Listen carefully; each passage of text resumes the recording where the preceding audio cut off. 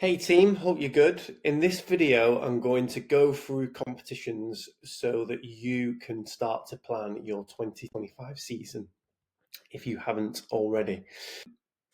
So there's going to be a handful of events that we're going to put in the spotlight based upon the amount of athletes that have competed at competitions this last couple of years, the feedback we've had from athletes that have gone to those competitions, so including the experience, the programming, and just how well organised it's been.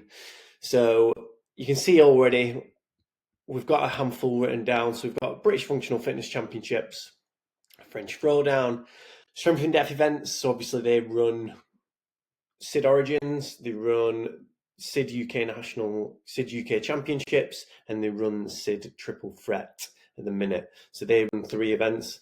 Graft events, obviously pretty similar. They run, I think 6 competitions throughout the year. There's March Mayhem, there's Castle Games, there's Winter Soldiers, there's Ragnarok, there's other ones that they do as well. So got graft events. Then we've got Marbella Championships. Every year we have a good bunch of athletes go to Marbella to compete both individually and on a team. And Proving Grounds as well, really big pairs competition in Scotland again that we've had plenty of athletes do. I think other ones that are also worth mentioning that I will cover in videos as well are High Rocks, Turf Games and Athex.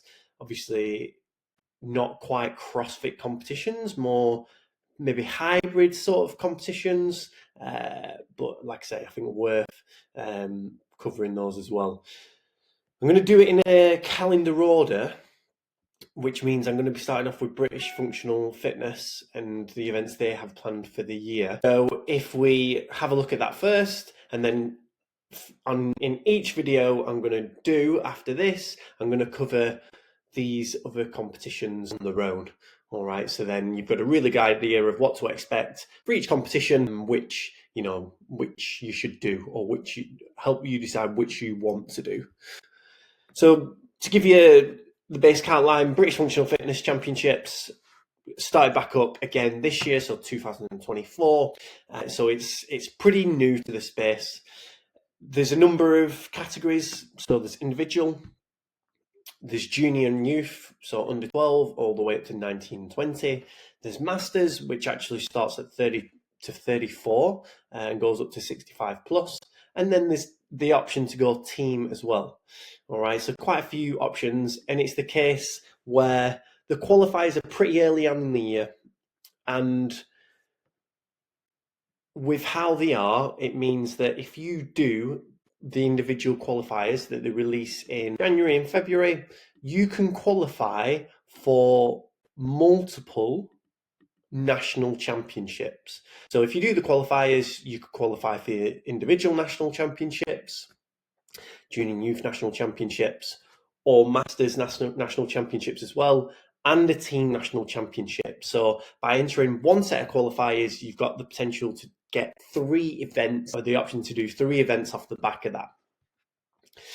So there's going to be a 10-day window where you'll do 2 workouts in January, and then there's a 10-day window in February. Now I kind of helped them to set the dates for these, when the qualifiers were, and just taking into account when other events are. We've obviously got, High Rocks and Athex, which are in January, and then SID Origins was the other big one. So the idea was, right, well, let's make sure we get some qualifiers done early in the year so people can plan the year if they do or don't qualify. And obviously we wanted to work around SID Origins because there's likely going to be a lot of people, doing that with their gyms as well. So that's the reason why there's a little bit of a gap between the qualifiers. So if you do the qualifiers, like I said before, you can then compete at multiple national championships or finals. So the team final is in April, the masters finals are in July, the junior and youth ones are in October, and the individual ones, September, this should be September, apologies, and the individual ones are in October. Say, for example, I'm English, I'm 34, I'm 33, and I'm interested in doing team. So if I do well enough in the qualifiers, I could go in the Masters 30 to 34 category. If I do well enough, I could also be doing the individual competition too. And then if I had 3 other people do the qualifiers that I wanted to be on a team with, I could do the team national championships. Teams are made up of 2 male and 2 female athletes. All right. So, like I say, you get quite a lot of bang for your buck with just doing those qualifiers. So it could present to you multiple options. It's the case as well for the teams that the top team or the best, the top teams have got the opportunity to go to Worlds.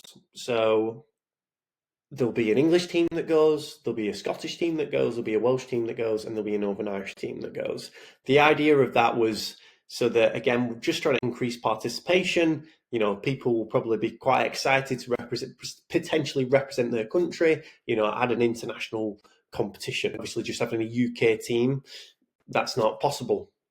So, like I say, that gives us 4 teams that we could potentially send to Worlds, which is quite exciting. So a few pros and cons. So obviously the qualifiers enter you for national championships to compete at. From there, if we just go onto their Instagram, that can also qualify you for next steps. So if you do, compete at national championships, you could go to the European Championships, which is actually in like a pairs format. It's just for individuals and juniors at the minute. There's also a Masters World Championship, which is separate to when, again, the individual juniors and teams are as well.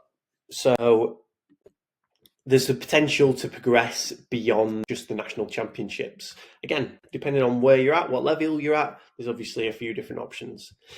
Obviously, the dates are already released, so you can plan your year and block out a few weekends that you would maybe highlight that you'd like to do.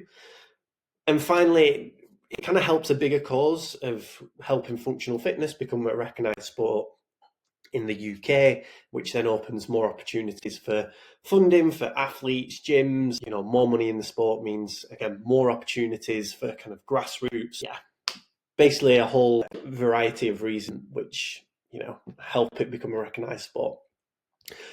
Cons, it's relatively new back in the space, so it was there's a bit of momentum in 2018, 2019, but then it kind of dropped through COVID.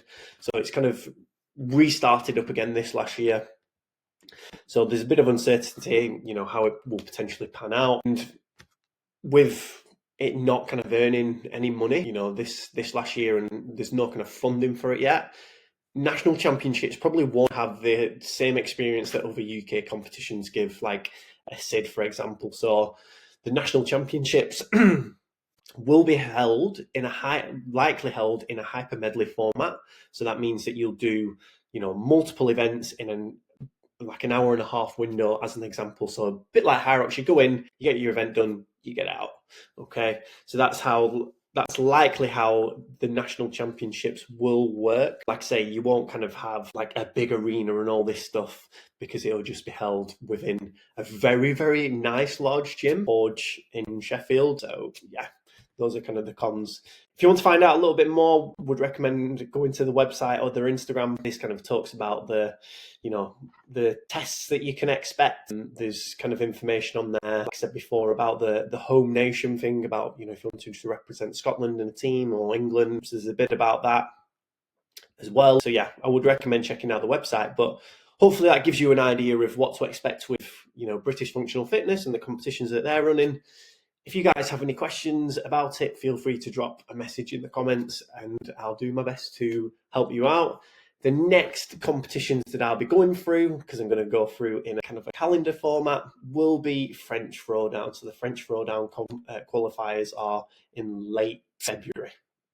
All right, so that's the next one that I'm going to cover on my list. But hopefully you found this helpful. And like I say, feel free to drop me a message if you want any more information or advice.